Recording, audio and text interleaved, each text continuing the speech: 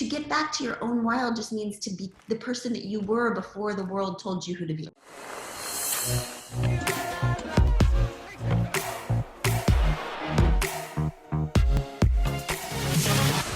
Welcome back, everyone, to the School of Greatness podcast. We have the lovely Glennon Doyle in the house. I'm so grateful you're here. Thank you.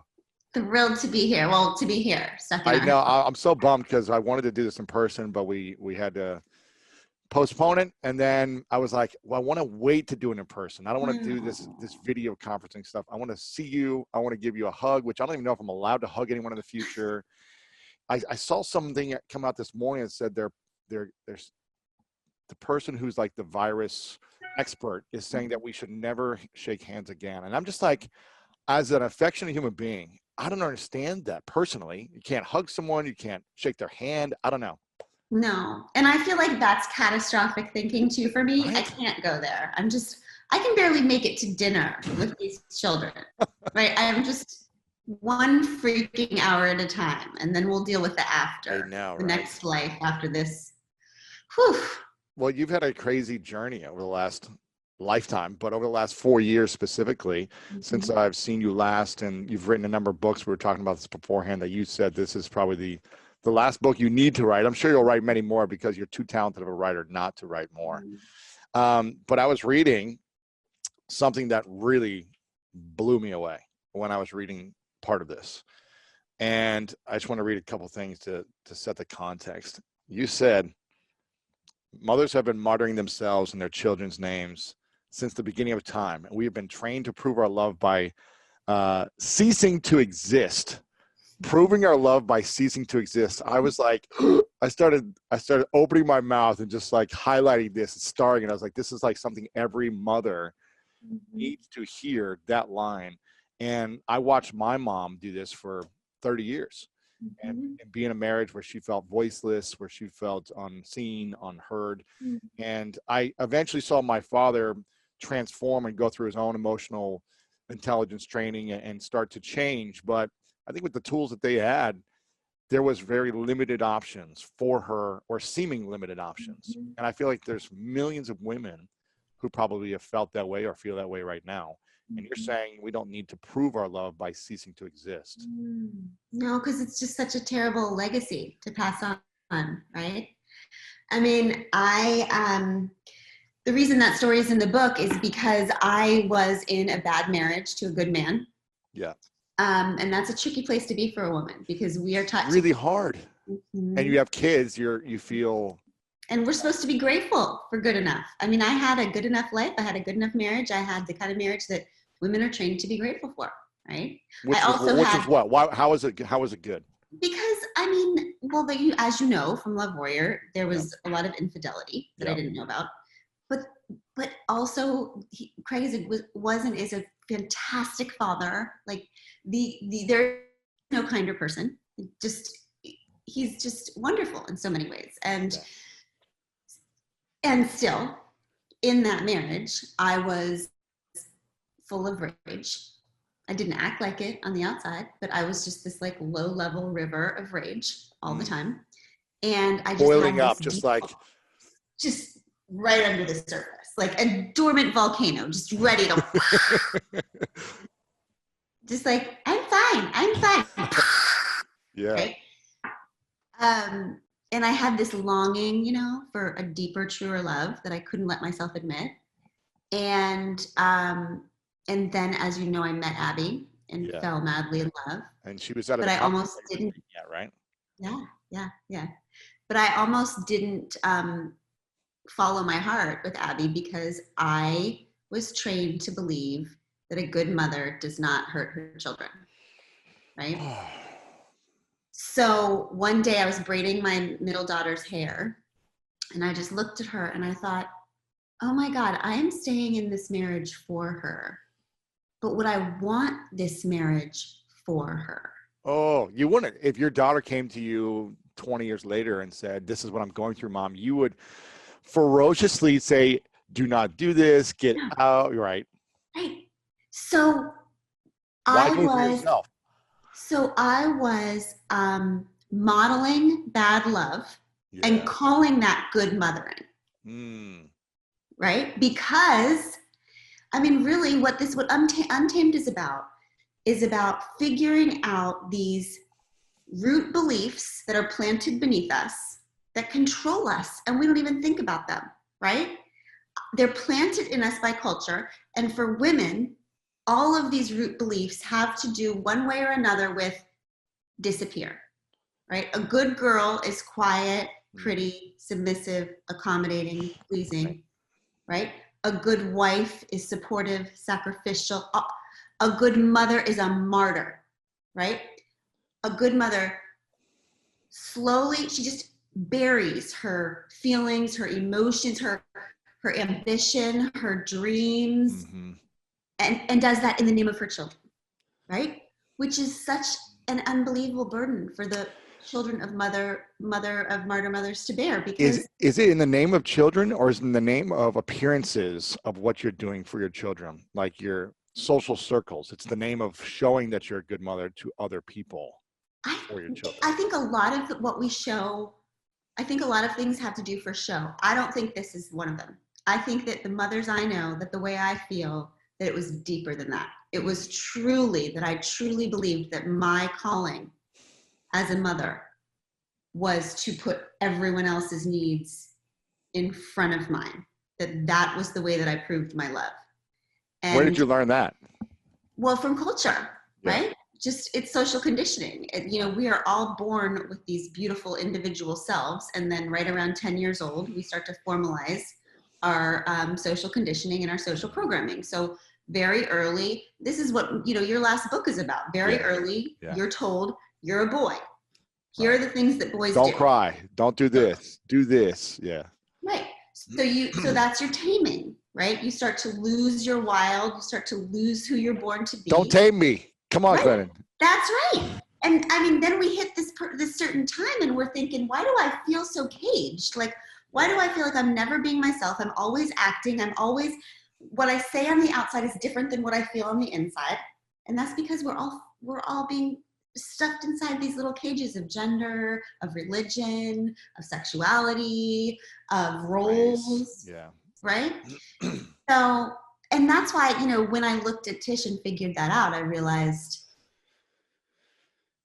the role of a mother is not to be a martyr, it's to be a model. Ooh. Right? Our children will only allow themselves to live as fully as we allow ourselves to live. That's true. So, of course, so we have to refuse to settle for any relationship or any community or any nation less beautiful than the one we'd want for our babies. I love what you said before this on the page before, which I think is an exercise. You should actually create an exercise somewhere online, unless it's at the end of this chapter. I didn't see it, but you said it's important to take a look at yourself every once in a while in the mirror.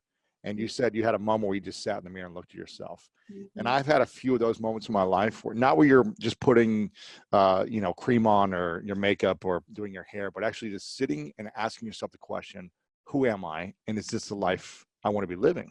And do I respect the person I'm looking at in the mirror? I had this a couple times in the last 7 years with myself, and I was not happy with the person I was looking at, or something was off in some area of my life. And you said you did that, and we all need to make sure we look ourselves in the eyes and see if we're proud of who we are. I think that's something we should do every morning, or even a quick moment of just like, am I proud of how I showed up today? Not needing to be perfect, but am I proud of, my values and how I want to live in the world? And I think that's these 3 pages. Like, are there any lies there? Right? Are there any lies? What are you hiding? Hide stuff from ourselves, man. All the time. How long did you hide stuff from yourself? Oh my God. Well, it's like, in the book I describe it as, it's like we're those snow globes, we just like keep everything shaken up around ourselves, like with busyness and, all the distractions that we use. So we never have to like see that little immovable object in the middle of the snow globe. That's what sobriety was for me. It was just a settling of all the snow, like, there's no more flurry, there's no more distractions, and I'm just left with this like eye to eye. Yeah. Me and you, just us, like no lies anymore. Right? Yeah. No, no one's saying how good you are, how amazing you are. No book to put out and be like, oh, you're doing great. You're an amazing mother. You're amazing, right? All those things, right? Yeah, because all of that is just flurry. It is, yeah. Right? All of that is flurry. What's the thing that you're most I would say the least proud of since being married and having kids with your first marriage, and the thing you're most proud of since ending it. I was going to say Okay. ashamed, but I'm not saying that you should be ashamed of anything, but just thinking you're like, if you're looking back, you know what? I'm just not proud that I did this. Yeah. Not proud of. This is so crazy because I am like the queen of revelation, like revealing things. Uh-huh. But I would say that I mean, I think there's ways that Abby and I kind of rushed the kids a little bit that I would do differently now. In what sense? How did you rush them? I think that we've had talks since then that maybe we were openly affectionate a little bit before they were ready. Like day one, you're like, hey, we're hanging out, and now we're all No, I mean, we weren't like that. We were actually very careful, very careful. Got it. But and slow for what I thought. And yet and this is my middle daughter who tells us every single thing we've ever done wrong, like in our life constantly. So Right. she's a feedback daughter, you know, as was I. Sure. So I think maybe I would have done things a little bit slower there. Mm-hmm. I think the thing it's hard to contain love. It's hard to slow down appreciation, affection, you know, the feeling of, wow, this is magic. It's hard to be like, oh, let's contain our magic. Yeah, and especially when you're 42 and it's the first time you've ever been in love before. I was like 12. Oh my goodness. 12-year-old. I mean, I'd never been in love before. Never. No, What's the difference between loving someone and being in love? Okay. First of all, I don't know. I still can't tell people like, okay, well, were you like gay the whole time? Were you just, I don't know. Like, I don't know.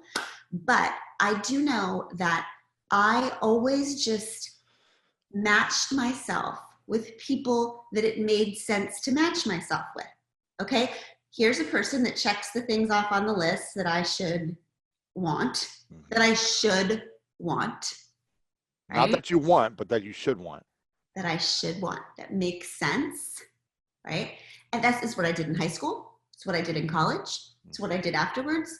And I never felt like a deep burning passion ever. Like the only deep burning passion love I ever had before Abby was for my children and for my activism.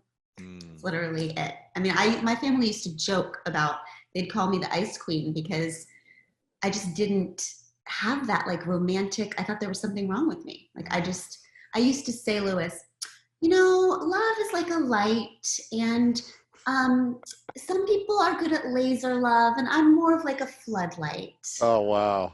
Like I just never.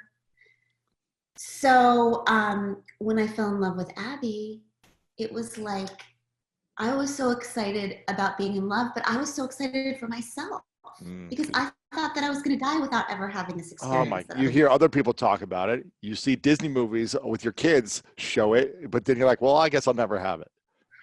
And I used to not even want to see it. Like I was like one of those sour grapes people. Like turn the kissing off.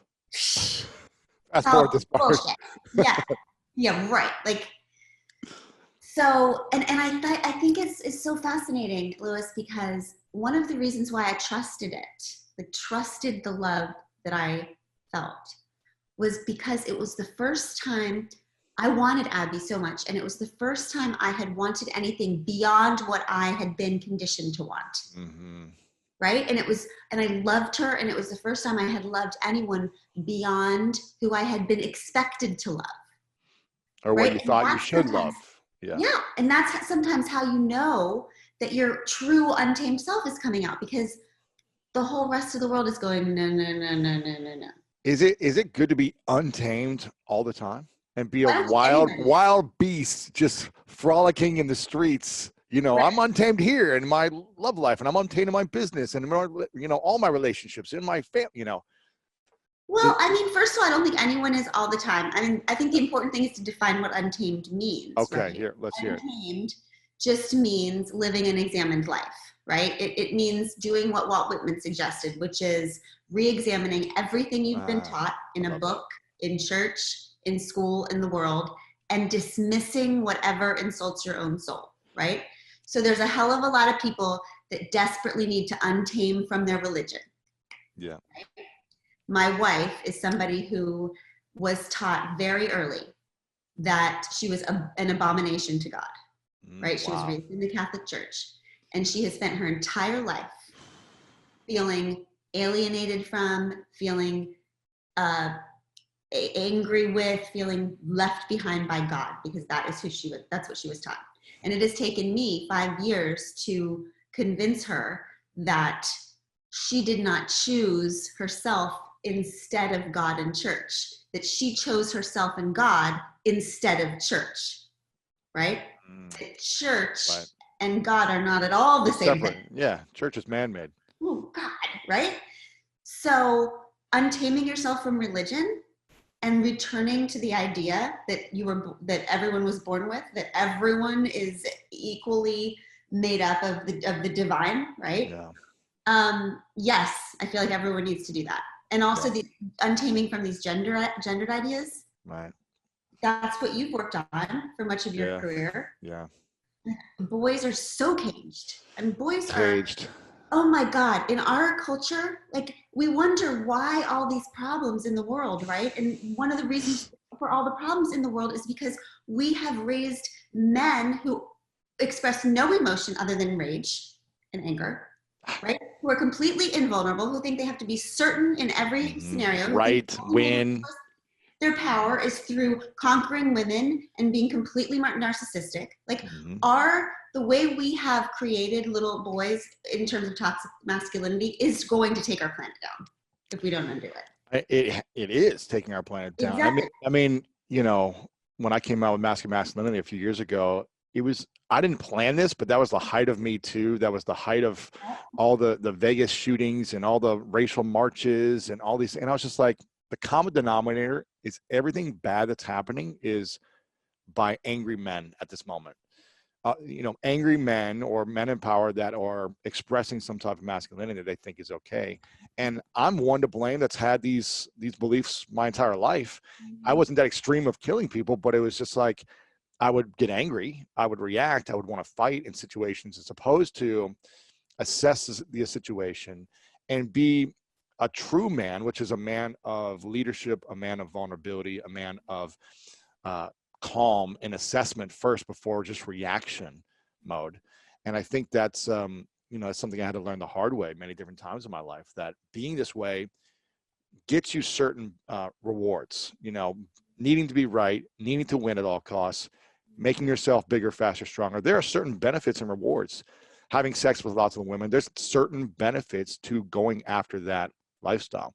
But there's also a lot of prices you get to pay in the journey of doing that as well. There's pain you cause on yourself, hurt you cause on others, relationships that suffer, you know. And that's just part of the journey that I think we all need to learn how to untame any type of role we've lived or any type of societal thing we've lived our lives. So I feel you there. There is a price to pay for it. And absolutely. I think we're going to get to the point where we're not going necessarily. I do think we will get to the point years from now where we won't even say, how do you be a real woman? Or how do you be a real man? Like, I think that's going to sound so weird yeah.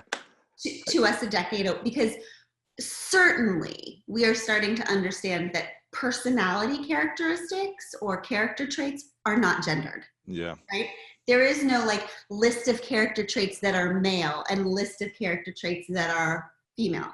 There is only permission to express certain character traits, right? So women are just permitted to express gratitude and sweetness and deference and whatever. Vulnerability, yeah. We have just as much rage and certainty and ambition and experience that. Yeah. and all the things, right? Yep.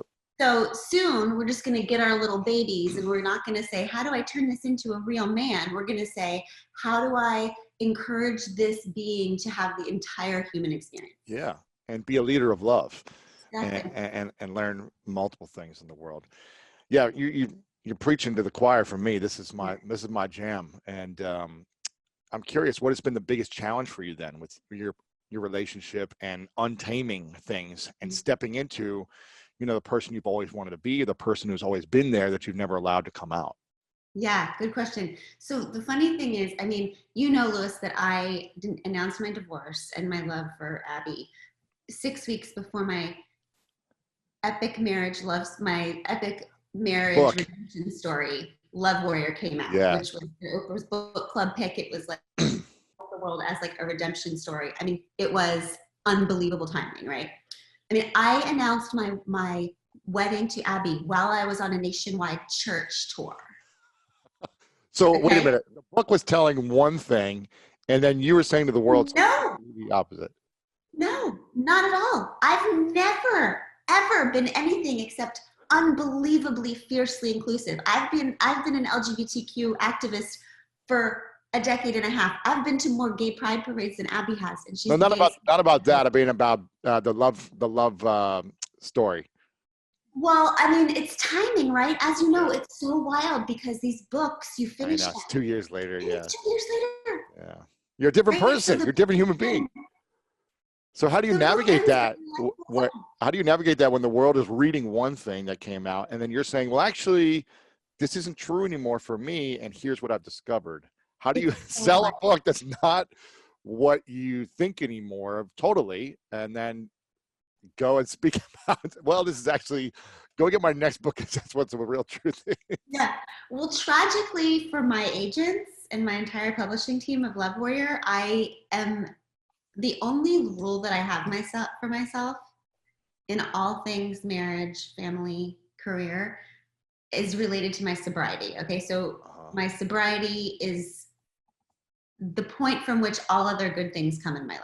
So if I don't, keep my eye on sobriety, then I have nothing else. Everything falls. Right. So my rule for sobriety is that I will live in integrity, which for me does not mean doing the right thing.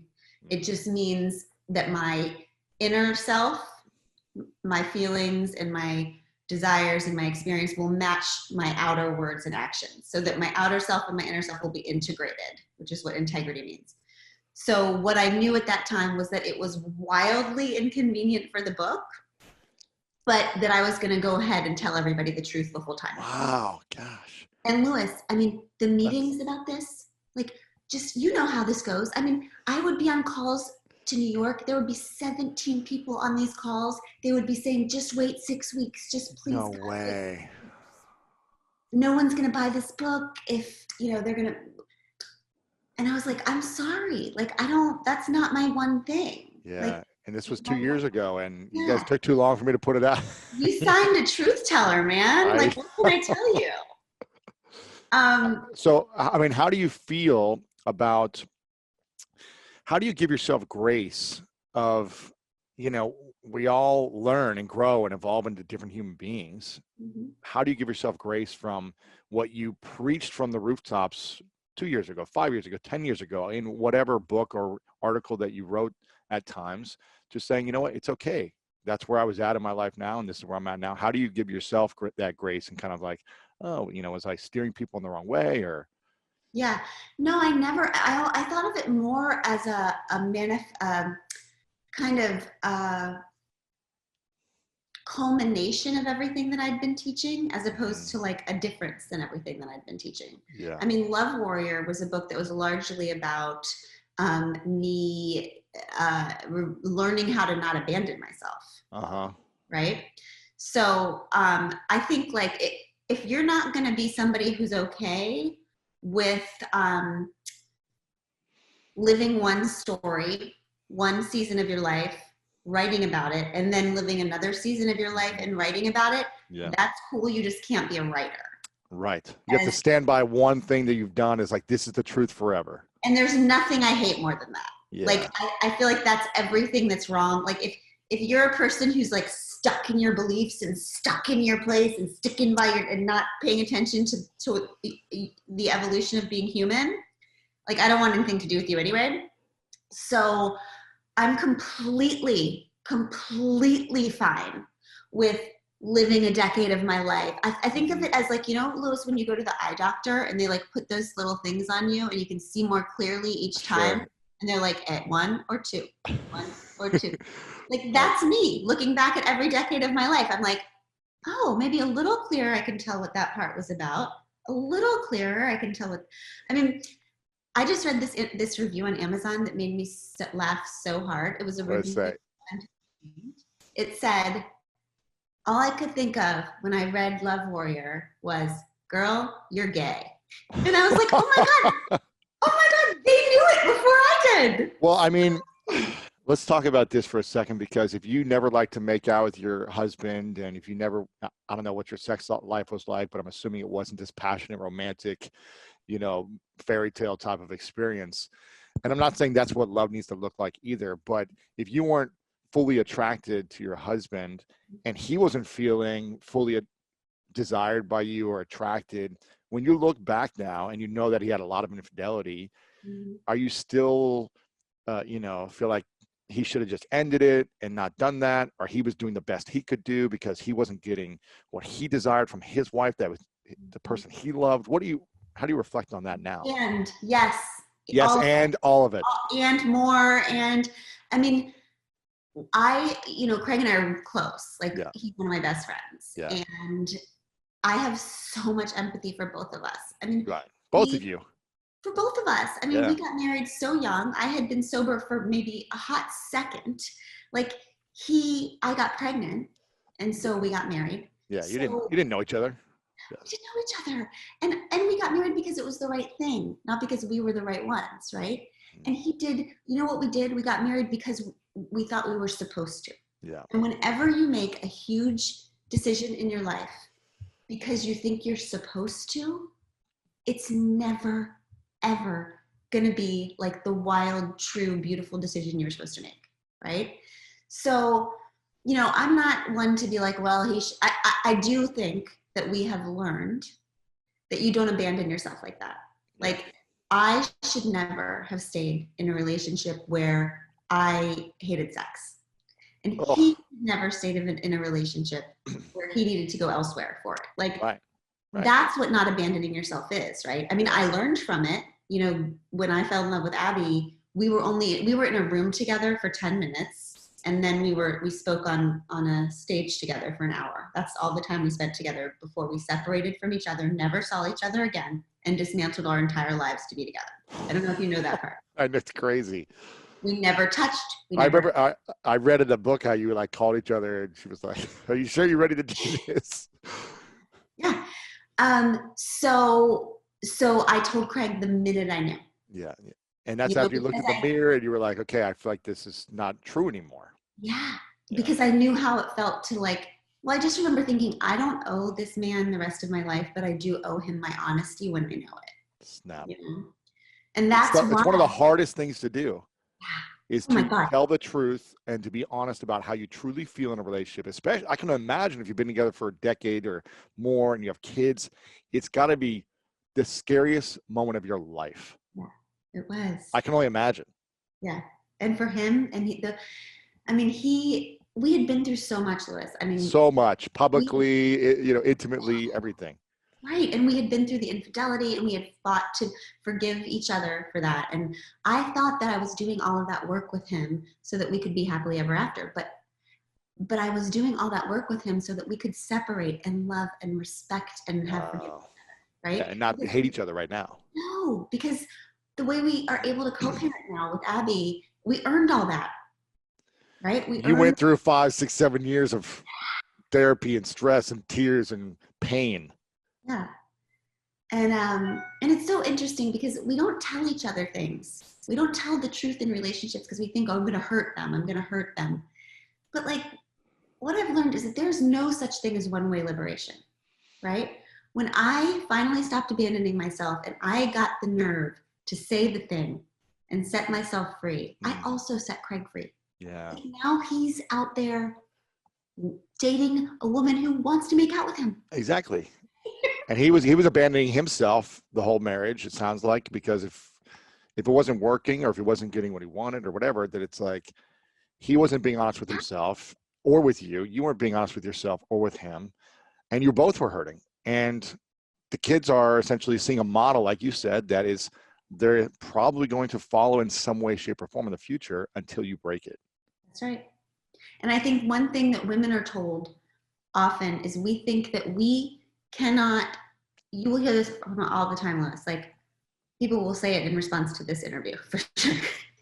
Well, women can't just do what they want. We can't do what we want. That's selfish. Yeah. We can't just do what we want. Like our people will, it will hurt our people. We are told, we are brainwashed to believe that if we do what is true and beautiful for ourselves, that it will hurt our people, right? It might hurt the people. Well, yeah, but like for women especially, like we are trained that what is good for us and what is good for our people are mutually exclusive. That is what women believe. And if there's one thing that I've learned from this experience, it is that that is not true. When we allow ourselves to live as ourselves, right? When we give ourselves permission to exist fully, we automatically grant permission to everyone in our world to exist fully too. Right? And that's what I mean by one-way liberation. Like if you are a woman, you can continue to hide and you can continue to use our children as excuses not to be brave with our lives, right? Or we can demand to set our own selves free, to live fully, and our children will look at us and go, huh, I guess I have permission to do that. Yeah. It's like being at a high school dance where everyone's just trying to look cool on the outside and just have their own conversation and pose up against the wall and like talk with her, what's up, man? You know, until one person decides to untame on the dance floor and say, hey, I'm going to let myself loose. You can look at me, you can laugh at me, but eventually you're going to be joining me and be grateful for this. That's what it's like. And I think the idea of untaming, I think sometimes when people hear the words like tame, it makes them think of wild. And then when they think of wild, they think of, to untame means to come in, to be just crazy and bold. And that's not what it means at all. Like to get back to your own wild just means to be the person that you were before the world told you who to be. Right? Yeah. To be yourself. I have 2 daughters. To be yourself. This is who you are. Be yourself. Right. It's not to get back to yourself. It's just to be who you've always been. Yeah. Be the self that's just hidden underneath all of these cultural expectations and conditioning and all of that. I mean, I've got 2 little girls. One of them is wild AF, like, she's like you. Yeah. And then I've got this other one who's quiet and cautious. Like that is her wild, right? You have to shame her into being loud and whatever like everyone else, because that's not who she is. Yeah. So I think it's important to know like our wild inside of us doesn't have to do with volume, right? It has to do with who we actually are. Yeah.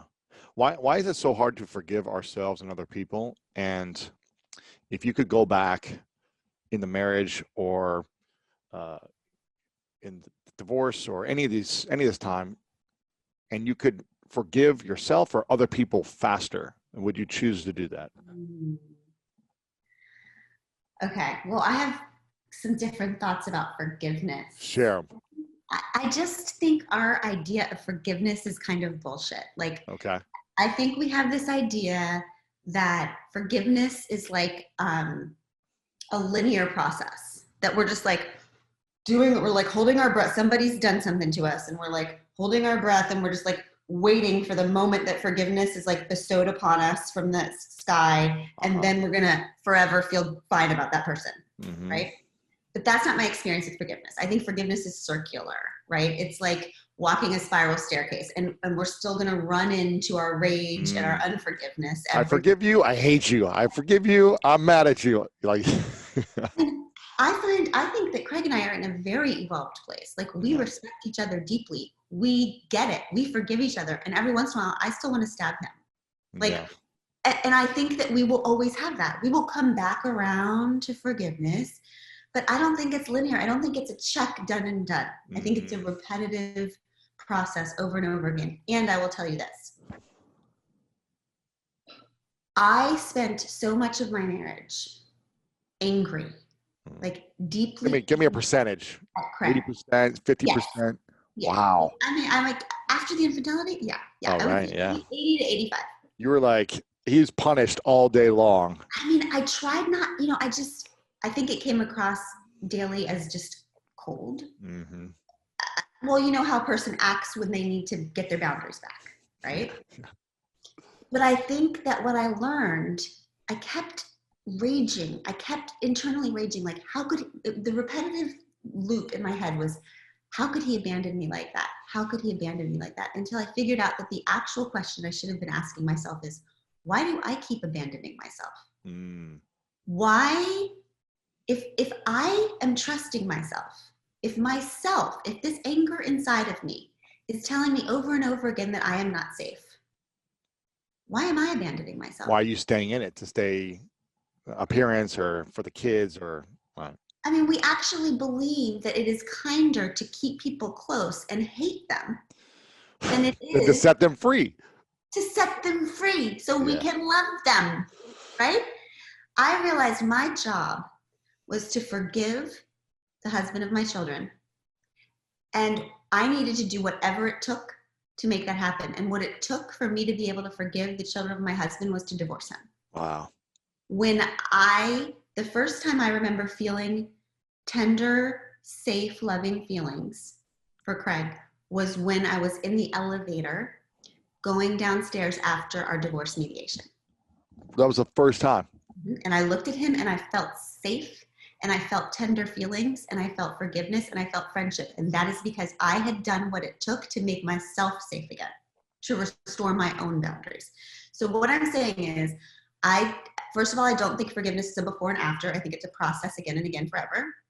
And I also don't think forgiveness is something that just falls from us to us from the sky. I think sometimes we have to forge forgiveness by restoring boundaries. Wow. How do we create those boundaries? You ask yourself what you need, and then you don't tell yourself you're being dramatic or you should be grateful or you should. You say to yourself, what do I need to feel safe again? And then you do that shit. Yeah. I think, what about the relationship? Here's a question for you. I think, like, I'm still this uneducated human being that is always learning and asking questions. So forgive me if I sound uneducated, but sexuality is on a spectrum. Yeah. Where, it may not be fully gay. You might be part gay. You might have tendencies, whatever. Right. And excuse me if I mess up terminology. No, Louis, you don't have to be worried here. You do not have to be worried about that with me. I'm brand new to the gayness. I know that, I'll speak for myself. I know that I love women and am sexually attracted to only women. Yeah. But I also know that I love to put my arm around and be affectionate with a buddy of mine, a couple guy friends of mine. I like to hug people in general, but I shouldn't say never, but I've never thought that I would ever cross a line and want to be sexual or kiss a man in any way, period. It's never crossed my mind as something I'm even curious to attempt. Mm-hmm. So that's just where I'm at. But there's probably some tendencies of like, well, but I'm affectionate, and there's men that would never want to touch another man.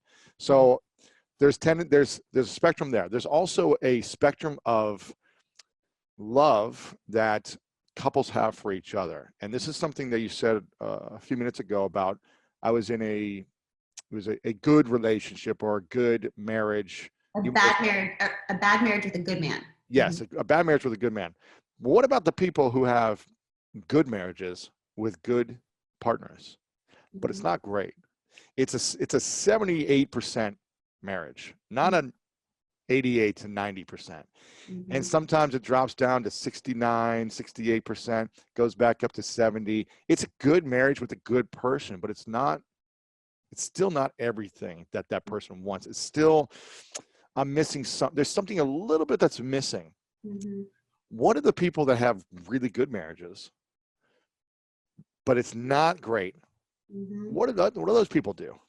It's like having the good corporate job that's making you $250,000 a year, but there's something that's like missing.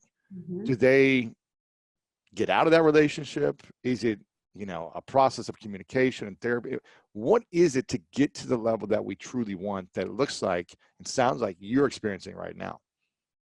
So I think that, first of all, the thing that I would say is, like, this isn't a Cinderella story, except like a girl replaces the prince. Like, it's not like I'm skipping around in daisies all day. Yes. Like, marriage is still marriage, and being human is still human, and all the things. Like, there's no Disney shit here. Yes. Right? Yes. Secondly, I think that one of the bravest things that people can do is to even admit that discontent. I think that But it's most, good. It's 80% of the way there. or they won't even tell themselves that. They won't even, because I think that admitting that you have any discontent or longing for more means that you have to then do something about it. Like, it's easier just to deny that longing, because I think you're and talking be about grateful longing. and be grateful for what you have. Grateful. I mean, and Lewis, this wasn't part of your particular indoctrination, but women are trained from the minute we're born to be scared to death and ashamed of wanting more. Okay? The original sin for women is to is want. wanting more, right? Really? Gosh, that sucks. Think about Eve. Like, the first story I ever learned about being a woman and God is the chick who showed up on the earth, wanted more, and got punished. The whole effing world fell apart. Oh, man, right? That's a tough pill to swallow. Right, and that story is told to women in every situation across the corporate world, across the family worlds. Do not want more. Smile and be grateful for what you have. And if you do ask for more, you will fuck it all up. Why is that? Why is that story? Because we live in a patriarchal culture. So of course women have to be scared to death to demand what they deserve. Because if we demanded what we deserved, power would be threatened, right? So the clearest way we can get women to stay in their place is to have them terrified of wanting more. Wow. So by telling a story of the past, yeah. Right. So, and it's the story of today. So that's why when you hear a woman be ambitious, look at every woman who's ever run for political office. Oh, she's ambitious. She wants power. We won't have it. We will not have it. We will not have a woman who wants power. We hate her. We say things like this. I don't know what it is. I just can't put my finger on it. She's just not likable, right? Yeah. I can put my finger on it. It's because we have been culturally conditioned to the more successful, the more confident, and the more happy a man becomes, the more people like him. And study after study have proven that the more successful, the more confident, the more bold a woman becomes, the more people dislike and mistrust her. That's not the case for me and my girlfriend. She goes after what she wants and she is passionate about it. And I'm like, for once I'm, with someone who I feel like is a match, who's like, has the same type of, drive for her dreams. That's the way that you react to her. But ask her if she thinks that the world ever thinks she's getting too big for her britches. Right. Ask her how many times she's put in her place for being beautiful and strong and powerful. Because there will be a difference in the way that the world reacts to her than the way that you react to her. Yeah, of course. Right? Well, it's interesting you say that, because I remember getting notified of an interview I did on a podcast. It was like 8 years ago. And something around like the title was like, I can't remember exactly what it said, but something like Lewis Howes's definition of like winning success is like winning at everything. And this is pre like Lewis on a journey of evolving and trying to like discover myself. But I remember like reading the highlights from it where I was like, the whole mission of my life is to win at everything and to be it was like to be the best. That was before I went through a journey of talking about sexual abuse and discovering myself and healing and forgiveness and everything, which you were a huge part of my journey, because I reached out to you and said, how do I share this with the world? I have no clue what I'm doing and I'm terrified, and you guided me. So thank you. I'll be forever grateful for your guidance on how to share my story. I guess it was 7 years ago, six years ago now.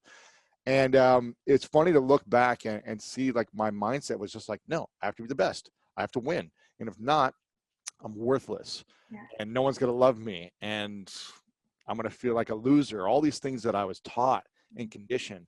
But I felt like, man, this is not a good place to come from. It does not support me. It makes me feel so lonely. It makes me feel insecure. It makes me feel like I'm never going to be good enough. And now I come from such a place of collaboration, and yeah, sure, I'm still competitive at certain things, but it's like I want everyone to win.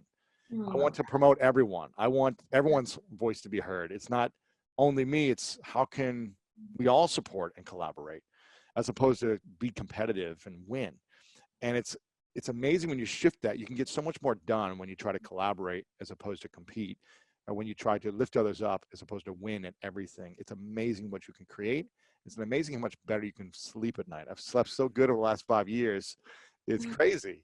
Oh, I love that. It makes you feel so much less alone, because doing anything, like doing this work alone, forget it. Like you can just spend all of your minutes on earth just feeling like you have to earn your existence. Like I used to just feel like if I wasn't producing something, like the day wasn't even worth, I would just feel like complete crap about myself. If you didn't write an article that didn't get shared by thousands of people and, you know, whatever comments and views, then I'm not enough. Right. And that's so wonderful to have a team of people now that you can celebrate with. Everything's just about, and at the end of the day, it really just is just about community all the time. What is your greatest hope for your children through witnessing the lifestyle that you had pre-Abby to the lifestyle you have now? Do you feel worried that they were so conditioned to see one model and now they're learning a new model that may be you know, unique in itself, because they're not seeing a lot of that in society, I guess, maybe, but now they're seeing a new model with two women together in a different type of union. Yeah. What's your hope for them as they grow up and evolve? Well, I remember when I sat them down to tell them about the divorce, and later when I sat them down to talk to Abby, I remember I said, I have always told you that in this family, we tell the truth about who we are. Even when it feels scary, and even when it could disappoint other people. And I'm about to show you how that's done. And I told them. And what I want, I talk to my girls and Chase a lot about the word confident. I'm not obsessed with the word brave, because I feel like everybody on earth has a different freaking idea of what brave is, right? Or just brave is like, bleh.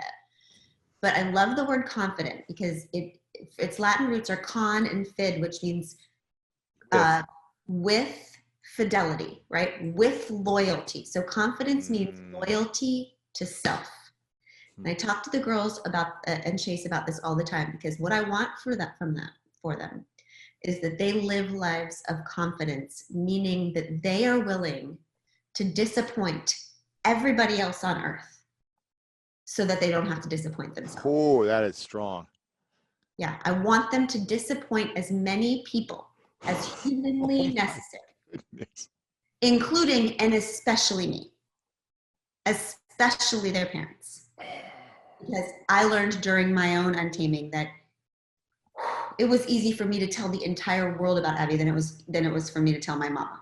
Okay? Wow. Like you can think you're untamed until you have to call your parents. And you go back into your certain, yes, like, mommy, yes, daddy. I'm sorry, tell me what to do. How did your mom react to it? Or, well, this is interesting. So this is my situation with my mom during this time is when I became an adult. If I had to pinpoint the moment I actually became an adult, it was during this time. Why do you say that? Because I told my mom, and my mom's my best friend. Okay, we talk 4 times a day. Well, she was before this, huh? No, she is. She still is. And she was scared shitless. Okay, she was worrying to death and calling that love. She was repeating all of these questions. Well, what are the kids' parents going to say? How is the world going to react? She was so fearful. And every time I talked to her, I'd find myself getting defensive and afraid and shaken, because it's not the hate from the people. It's not like the rage from the people who hate us that shakes us from ourselves. It's the quiet concern from those who love us, right? That shakes us. Wow. That's always it. And so I remember one day, Louis, my mom said to me on the phone, we're coming to visit. And I found myself saying, no, you can't come because you are afraid. And my children are not afraid. right? We've taught them that love in any form is to be celebrated and that it is best to be yourself and let the world catch up. So they don't carry the fear that you carry. But if I let you bring it to this house, they will see it in your eyes and they will help you carry it because They'll they start love to question. They'll start to, you. wow. So I said, I have to tell you this hard thing, Mom, which is that your fear is not my family's problem. And it is my duty as their mother to make sure it never becomes their problem. So go figure out your problem. And when you are ready to come to the island of my family with nothing but love and celebration and respect, we will lower the drawbridge for you, but not 1 second sooner. That's profound. Now, would you need your mom? What if your mom was like, well, I can just never accept this? What if, I'm just hypothetical, I can never accept this, but I can be neutral and still love you. And I'm not going to say I like it and it's okay in my beliefs, but because that might shatter her or who knows. I'm just saying for anyone else watching. But if she said, but I'll have a neutral stance and I won't make you wrong for it. Would you be, Yeah, is that something? I mean, I don't know. And all I can tell you is that I feel very lucky that isn't my Right. experience. Because Right. what you just said, I know a lot of people hear, but it sounds like a bunch of bullshit to me. Yeah. Like Yeah. I will never understand, like, I love you, but I disagree with you. Like, Mhm. like opinions are something you disagree with, but people's families are not something you disagree with. Like, Mhm. you don't get to disagree with the love of my life. Wow. Like, if you disagree with the love of my life, that's great, but you're sure as hell not coming to my house, Right. right? Right. Right. So I'm glad that that situation has never arisen for me. Yeah. And maybe one of the reasons it hasn't arisen for me is because I would not have it, Mm-hmm. Well, they, she right? wouldn't be in your life in this way. No, no, What, doesn't. what I about think it's Abby's? Okay. important, Lewis. Like, I think that what people do is that they decide who gets to be in their life. Mm. And Even then if they it's family, even if it's parents, even if it's, And what we decided early on was we were going to do something different. We were going to decide what is not let in our life. And homophobia was one of those things. So no matter who brings it, even if it's my mom, you don't get to come. wow. No matter who's holding it on the other side of like our island drawbridge, you just don't Yeah, get to come. I mean, you You can't don't do that because that's realize negative energy. Yeah, it's negative it's energy. a lie. Like it's not, it's just like you're not going to bring your racism into my house. You're Right. not going to bring your racism. You're not going to bring your homophobia. You're not going to bring lies into my house while I entertain it and try to make space for it. Mm-hmm. Mm-hmm. Fuck no. Right. Like, I can't control the whole world, but this is my island. Right? I'm Yeah. not going to bring that shit into my house and let my kids see it. Yeah. Then my kids look at me and think, oh, I see. In our family, we make room for racism and homophobia. We Right. try to make nobody uncomfortable. Right. We try to not say what needs to be said. Yeah. How, I'm in, Anyway, my mom, it's amazing, Lewis, when you do stand in who you are and you do make your non-negotiables, you create your right? boundaries. Yeah. You do make your boundaries. People come around. Mm-hmm. They're either going to come around or they'll be alone and upset. They come around or they don't come around anymore. Either way, lovely, Yeah. right? Because I Yeah. think what we do is we go around trying to convince everybody we're okay. But the only way to convince other people that we're okay is to just go about being okay and let them witness it, Mm-hmm. right? I think in the end, my mom was just really scared for me. Yeah. And now she respects what I decided. Mm-hmm. She realized, oh my God, their family is as beautiful as she thinks it is, right? And now Abby is her favorite daughter now. And she Oh, has two it's other actually more than you. Yeah. daughters. What about Abby's parents? I haven't seen a lot about her. Is her parents accepting of stuff? Are they out of the picture? Is it, No. Actually, we were just on an hour-long Zoom call with her entire family because she has 7 wow. brothers and sisters, and I don't know, something like 49 million. We have 49 million nieces and nephews.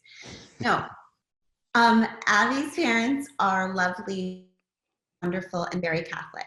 So they love us as human beings. I don't know if they will ever get to the point where the real come to Jesus discussion, come to Mm-hmm. Jesus is a funny way to describe it. The discussion about like, do we really at Do the we end of the accept? day believe that? Right. I don't know. So if they're lovely to you and lovely people, but they're not fully accepting of this belief, is it okay to still have a relationship and have people in your lives who are? Well, part of that's Abby's decision, Gotcha. right? Because every relationship is so different. And I'm a little bit more scary spice than Abby is. Yeah. She's much nicer than You're I like, am. it's black or white. Yeah. Right.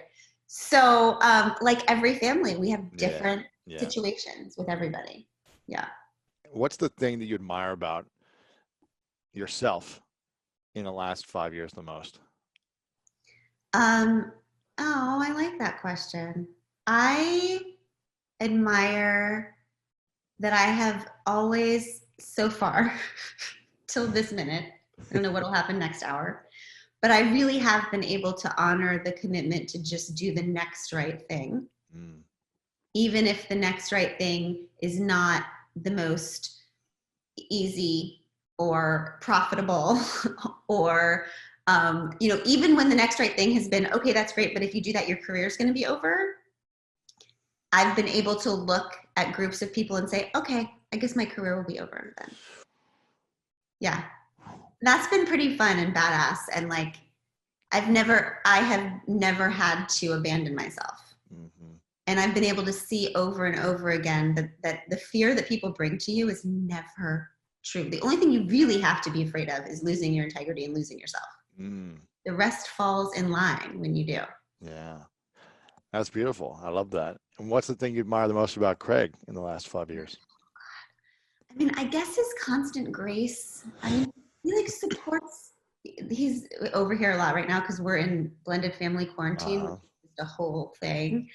But it's gotta not be easy, even if it wasn't the right thing anymore to be together. It's still got to be challenging for anyone, man or woman, to see someone finally happy. Oh, I couldn't make them happy, but she's finally happy. It's still got to be somewhat challenging to the ego or to the heart or anything, right? Absolutely. And I'm sure it is. And the fact that he shows up so relentlessly and still has such deep kindness. Wow. I think that's what I respect so much about him, because you're right. It can't be easy. I think that it's a little easier for Craig and I than it is for a lot of couples. And this is what I figured out. I think that there is like a very thin line between love and hate. Like they're both passion, right? Yeah. So it's like, who cares whether it's on this side this day or this side this day? Like whether you are crazy about each other or hate each other, it's just the same thing. It's all just passion, right? So I think that's why it's so hard for a lot of couples who fall deeply in love and have deep passion to divorce and co-parent, because those things are so close. That's a right? good analogy, yeah. When my friends who can't be in the same room as their people, they can't even understand me in Craig's situation because they can't be in the same room. It's because they have deep, passionate love that it's just going to take a while to move over to the friend zone. And I think Craig and I were kind of never. You weren't kissing. You weren't having sex. You were. So it's like you can have a fairy tale marriage or a fairy tale divorce, but maybe you can't have both. Like, yeah, and it's also, I mean, who knows? I dated a girl in high school who, she's an amazing woman, and she ended up being in love with a woman. She dated another guy after me, and then dated a woman for like 10 years. And I remember being like, there's something. It's a different energy. I'll speak for myself. I don't want to speak for Craig or any other man, but it's a different energy, I think, where it's like they're with another man and they're happy, and they're with a woman. I don't know what the energy is, but it's, who knows if he'd be so kind and loving if he was like in a house with you and another man with his kids all day. There might be some type of energy. I don't know. Well, I remember this is something that Oprah said to me. She was like, well, most guys have to feel like they weren't man enough, but at least Craig can just say, I wasn't woman enough. There you go. Yeah. But also, Louis, for real, like, I think the energy, like for me, watching Craig, well, he had a very serious girlfriend who was wonderful, but I had to go through the pain of watching another woman with my children. Like, he never had to watch another man with his children. It's different. I'm telling you, like, Abby is not that's not like watching another dad figure come in. Right. It's like, oh, is she a better mom than me? Is she Right. the fun mom? Is she the this mom? Is Oh, she, God, Lewis. or is she evil, or is she whatever? Yeah. And she wasn't. She was wonderful. So that Oh, made it even worse. you're like, oh, she's perfect. I hate her. She was like perfect and wonderful and lovely and nice. And she knew how to do perfect braids in the kids' hair. And Oh, it was like, whew. I mean, it was actually a wonderful experience for me because I really had to face all of the talk about making yourself feel worthy. Like I had to be like, will my kids still love me? Am I enough? Like I had to go through all of that. It's complicated, man. Parenting, no matter what, family, love, all of it's complicated no matter what form you have it in. Yeah, even if you have the perfect marriage with the perfect partner and you're loving it, it's still gonna be hard. It's hard for everybody. Being a human being is challenging. You add another human being in your life all day long, that's more challenge and learning and growth. What's the thing you admire most about Abby Oh, Jesus. in the last 5 years? Abby is hands down the kindest person I know. She's the kindest person that everyone knows who's in her life.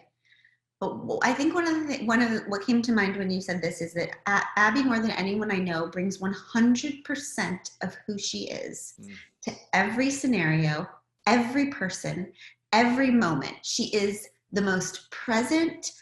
I would say she's the most generous with her being person that I've ever met. Meaning, if you're in a room with her, she is giving you 100% of who she is.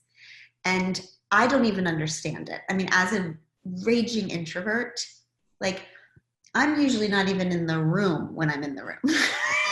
Like, gone.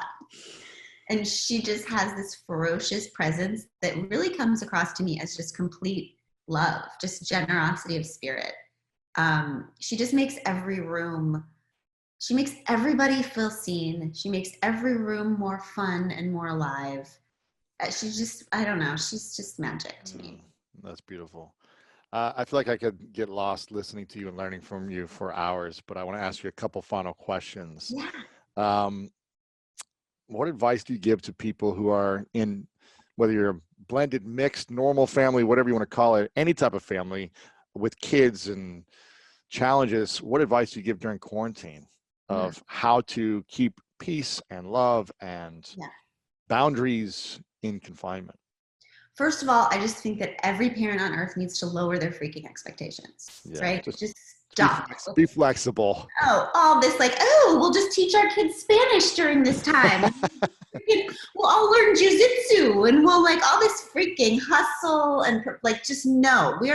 We are in a freaking global pandemic. Like, let's lower our expectations. We are just trying to survive, right? People are being asked to do impossible things right now. Like, you cannot do your job, homeschool your children, deal with your own grief and their grief and everybody. You can't. Nobody's nailing it. Nobody's nailing it. We're all just trying to survive it. Don't mom shame yourself. Don't dad. Turn on the freaking TV. Okay? Yeah, watch some Disney Plus. Yeah. All day. All day. If you need a reading lesson, just push mute and turn down the closed caption. There you go. Reading lesson, check, right? Just lower your expectations. And then I also think that I think this is a hard time for families because, especially in my parenting generation, we were taught to fix everything, to not let our children feel any pain at all. Ever. You can't fix this. You can't fix it, right? These kids are in a place that we have never been in. Like, they have just lost the illusion we've tried to sell them, which is that we are in control and we can protect them from things. Poof, that's gone, right? This is a weird time for these kids. And they're gonna have weird feelings, and so are we. And I think we need to practice not fixing each other. When our kids tell us that they're afraid, when our kids tell us that they're angry, when our spouses do, we don't move to solution, we just move to connection, right? We don't say, here's how I'm gonna fix this for you. We just say, I see you, me too. We practice allowing everybody to have their pain. Yeah.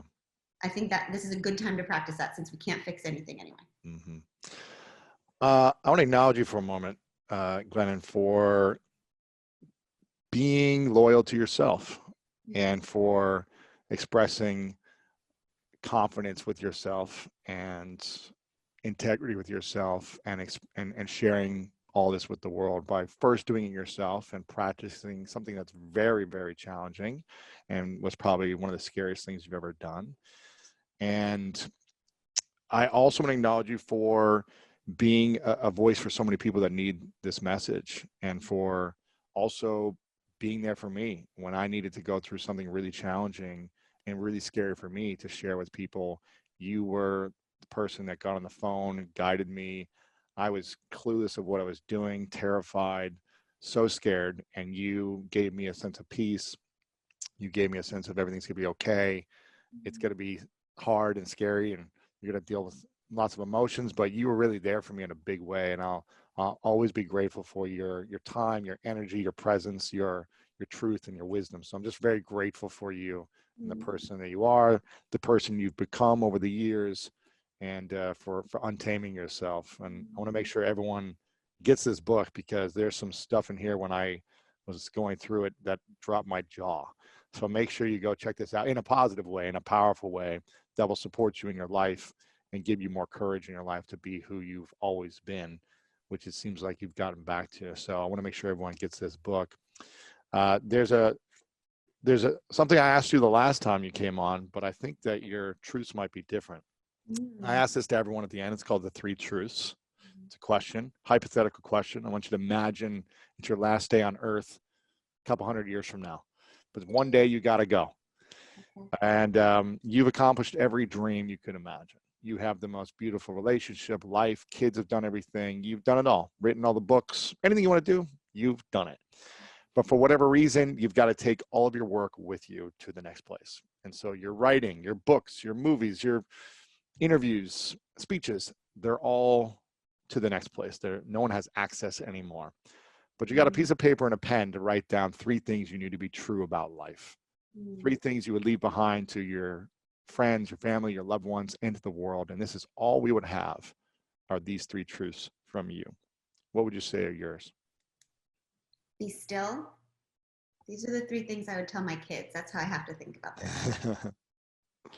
Be still, because I truly believe that the only way we end up living the life we were meant to is if we practice not looking outside of ourselves, but inside.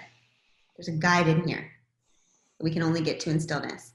The second one would be feel all your feelings, not just the easy ones. Feel them all, because feelings are alchemy that turn us into the next version of who we're supposed to be. And the third one would be imagine. I believe so strongly in the power of imagination. I think our imagination is not where we go to escape reality, but it's where we go to discover the deepest reality that we were meant to birth into the world. Ooh. So be still, feel all your feelings, and imagine. That is beautiful. One final question for you before I ask it. Where can we support you besides getting the book? How can we follow you online, your website? Where can we go? There's no book tour right now. So no, how can we see you? Go to Glennon Doyle on Instagram, and then go to Together Rising. Together Rising is my nonprofit, which is really my baby. We've raised $25 million for women and children in need all over the globe. Yes. All grassroots. The most frequent donation is $25. So this is just a completely grassroots, revolutionary activism crew. So come to Together Rising, come to Glennon Doyle. Mostly on Instagram. I'm on Twitter, but I don't understand Twitter. I suck at it. So maybe. Instagram is great. You show a lot of your life. You show a lot of the stuff you're doing behind the scenes. So make sure to check it out there. I love what you're doing there. Glennon, you're amazing. My final question for you is, what is your definition of greatness? Of greatness. To thine own self be true. Ooh.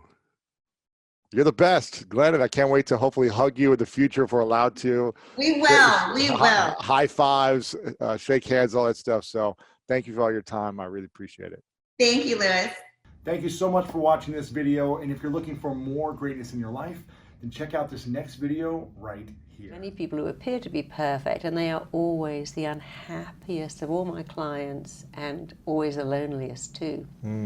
Because that's a lie. That there isn't a perfect person on the planet.